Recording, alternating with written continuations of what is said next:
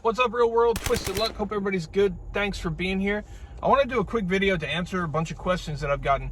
If you saw the video, if you didn't, check it out. I did a recent video where I showed how a cop in a police department in Florida is misusing a department database to obtain my personal information, which he is then publishing that personal information along with false information in an effort to defame. So this officer, you know, what happened, I did nothing to this guy. Just to briefly recap, I'm not going to tell the whole story. I did nothing. I didn't even know him. All I did was record his actions and his words and show it, right? And that, he doesn't like that.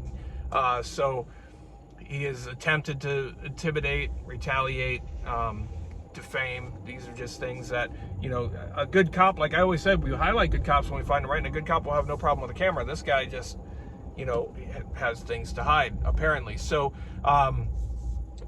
what I did, there's a database that departments in Florida use called DAVID. It's D-A-V-I-D, right? It's a driver and vehicle information database. It's run by the state. It's run by the Florida Department of Highway Safety and Motor Vehicles. And each department has a license agreement to use it, right? If you follow their rules. If you misuse this system, it can be taken away for your entire department. And there are other penalties. And in recent years, the state has tried to make these penalties more strict, or people within the state have tried to make the penalties more strict and better enforced, because this is very easily abused. So essentially, a laptop in all police cars, any cop can type in your name, your tag number, whatever, and dig up just about all the information about you, your name, all of the driver's license or ID photos you've ever had taken, your address, previous addresses, any vehicles that might be registered to you, any co-registrants, any of their names, your insurance information, all sorts of things, vehicles, vessels, whatever. They can pull all this stuff up. And in this case, an angry cop was misusing this and publishing the information. So you can't misuse it, and you sure can't publish it, right? So these are huge things. And we went to this department and we tried to get them to look into some of these concerns, but they didn't do it. We took it upon ourselves. I did some research. A few of us did some independent research, and we proved it. We proved exactly what we said was happening is happening. Now people are contacting me and saying, hey, I live in Georgia, I live in Washington, I live in Alabama, California, whatever it is, New York, and I think this is happening to me. How did you find this information? How can I do that where I live? It's super easy. So every state, I'm sure, has a system similar to what we have in Florida, DAVID, right? And you would just have to do some research in your individual state. I would have to go through state by state to figure out what they're all called, but it's easy enough. You can figure it out where you live. And then you can, it's all public record. That's what a lot of people don't understand. It's all public record. You can request this. So I'll just give you an example of what I did, right? I went to the department, or you can send an email, you can go there, make a phone call, whatever, however you want to do it, and say, I want to find out anyone in this department who has accessed my information. You provide a driver's license number or name, whatever, for what you're trying to look up, anyone who accessed this information between this time and this time. And in Florida, with the DAVID system, it can go back as far as 4 years, right? So you can give a couple-month window, whatever you want.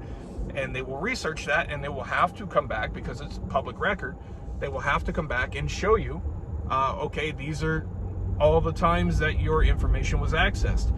And then they will have to figure out why. Was this valid? Did they have a valid reason to access your information? And if they did not, right, or if you feel they did not, you have to make a complaint, and you have to do it in writing. Don't do these things verbally. They have to be done in writing. There has to be a paper trail, because if they don't do anything, right, if agencies don't do anything and just ignore it, and something does happen, there's that trail that says, oh, all these people made these complaints of these same things, and that's some liability, right? Departments shouldn't really want that liability. Sometimes, unfortunately, though, they do roll the dice. And always remember, too, for any public records, you can remain anonymous if you want. If anybody tells you you have to leave any information at all, that's not true, right? You can go into a department, ask for these records, give them no information, and just say you'll return to get them. Or you can just leave an email address and say email them to me. Or if it's an email exchange, you can just do that. No name, date of birth, address, nothing. You don't have to give any of that. You can if you want, but you don't have to give anything. That's just a side note. But it's very, very easy to find out if this is happening to you. And the very true reality of it, this happens a lot. The system is misused a lot. Now, there's supposed to be a designated person at each department who does periodic audits of the system and its use. However, honestly, sometimes it's not done, and other times they don't know. Okay, so a cop's been pulling up all this information, and they put in different reason codes when they pull up your information, like, oh, I needed to verify their identity, I needed to, do this. So when they do that audit, the auditor doesn't know if that cop was actually in contact with you or not when they run this, right? So those audits, the way they're done, really, are they super effective? Do they get a job done? In my opinion, not really.